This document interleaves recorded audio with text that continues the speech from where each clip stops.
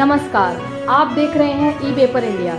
आइए नजर डालते हैं आज की खास खबरों पर। सरायकेला खरसवा जिला के अखिल झारखंड विस्थापित अधिकार मंच के बैनर तले सोमवार को घोषित जल सत्याग्रह को लेकर चांडिल डैम के आसपास सुरक्षा का पुख्ता इंतजाम किया गया है। दूसरी ओर ईचागढ़ प्रखंड पातकुम स्वर्ण नदी घाट में सैकड़ों की तादाद में विस्थापितों ने जल सत्याग्रह लिया। एक तरफ प्रशासन की कड़ी सुरक्षा, दूसरी ओर पहुंचे विस्थापित के लोग अपने हक अधिकार को लेकर जोरदार आंदोलन पर जुड़ रहे हैं। जगह जगह पर दंडाधिकारियों के साथ पुलिस जवान तैनात किया गया। इस दौरान पुलिस प्रशासन के वरीय अधिकारी भी स्थिति पर नजर बनाए हुए हैं। इस दौरान अखिल झारखंड विस्थापित अधिकारी मंच के अध्यक्ष राकेश रंजन महतो ने कहा कि लोकतांत्रिक तरीके से शांतिपूर्ण रूप से आंदोलन नहीं करने देना संवैधानिक अधिकारों का हनन है। उन्होंने कहा कि अपने जायज मांगों के समर्थन में मंच के बैनर तले स्थापित आंदोलन कर रहे हैं। चरणबद्ध आंदोलन के क्रम में सोमवार को चांडिल डैम में जल सत्याग्रह करने का कार्यक्रम था, जिसे पुलिस प्रशासन के द्वारा रोका गया। उन्होंने कहा, जल सत्याग्रह कोई असंवैधानिक आंदोलन नहीं है।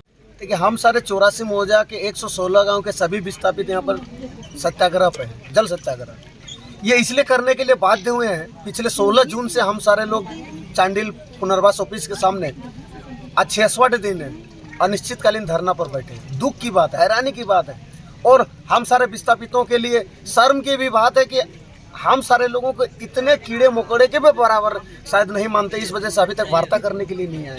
हम लोग बाध्य हैं, मजबूर हैं, आज परेशान है। हम सारे विस्तार लोग जाएं तो जाए कहाँ, करें तो करें क्या।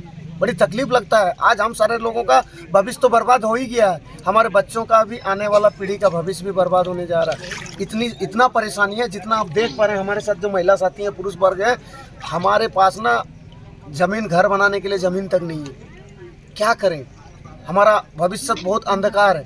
आज हम सारे लोग मजबूर हैं अपनी मांगों को, अपने हक अधिकार को लेने के लिए। हमारा बहुत विशेष नया कोई मांग नहीं है। आपको पता है 78-79 में जब ये चांडिल डैम बना था, 1981 में एक नीति बना था। उस नीति के आधार पर हमारे पूर्वजों को ये बताया गया था कि आपसे ज़मीन लिया जाएगा, ज़मीन के बदले में हर घर में नौकरी देंगे, आपको 25 डिसमिल ज़मीन देंगे।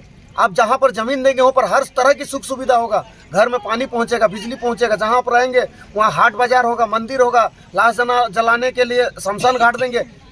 इतने सारा चीज़ का वादा करके हम सारे लोगों के लिए ज़मीन दी। लेकिन आज जब देने की बारी आया, अभी तक झारखंड 23 साल होने के बावजूद भी कोई विस्थापित आयोग गठन नहीं है, कोई नीति नहीं है। लेकिन अपने हित के लिए, हमारे हित को मारने के लिए बार बार नीति का बदलाव कर रहे हैं। अभी 2012 में एक नीति लेकर आए हैं। उस नीति के आधार पर आज हमें दिखाते हैं कि विस्थापितों का अभी नौकरी का प्रावधान नहीं है। तो जब जमीन लिया गया तो एक अलग नीति, आज जब नौकरी देने के बाद एक अलग नीति के माध्यम से हम लोगों का हक अधिकार को रोका जा रहा है, हक अधिकार को छीना जा रहा है। इसलिए हम सारे लोग बाध्य हैं, हम सारे लोग मजबूर हैं। आपके माध्यम से बताना चाहेंगे, ये तो शुरुआत है। अभी हमारा आगे और बहुत लंबा लड़ाई है। हम लोग पीछे हटने वाले नहीं है। इतना याद रखिए, इतना ध्यान रखिए कि हम सारे लोग अपना हक अधिकार लेके ही रहें।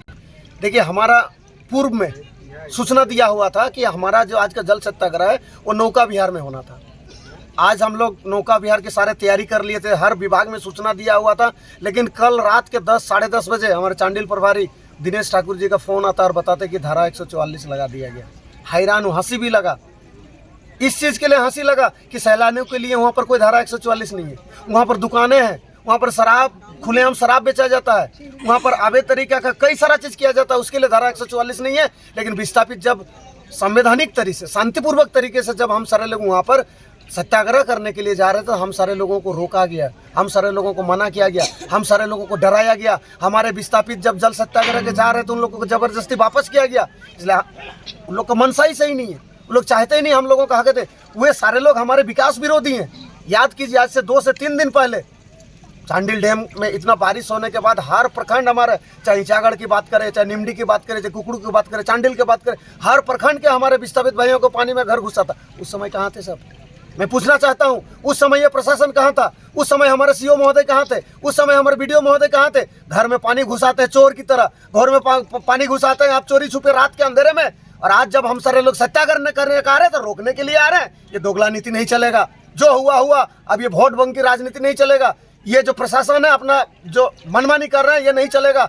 ये लड़ाई अब विस्थापितों के हाथ में है। हम सारे विस्थापित अपना लड़ाई ये खुद लड़ रहे हैं। किसी के सामने हम लोग झुकने वाले नहीं है। और रही बात लोग अगर इसको अभी भी हल्का में ले रहे हैं, मजाक में ले रहे हैं, तो फिर याद रखिए आने वाले समय में बहुत बड़ा हम लोग बड़ा स्टेप लेने वाले हैं। ई पेपर इंडिया में आज के लिए बस इतना ही। कल हम फिर हाजिर होंगे नई खबरों के साथ। तब तक के लिए देखते रहिए ई पेपर इंडिया।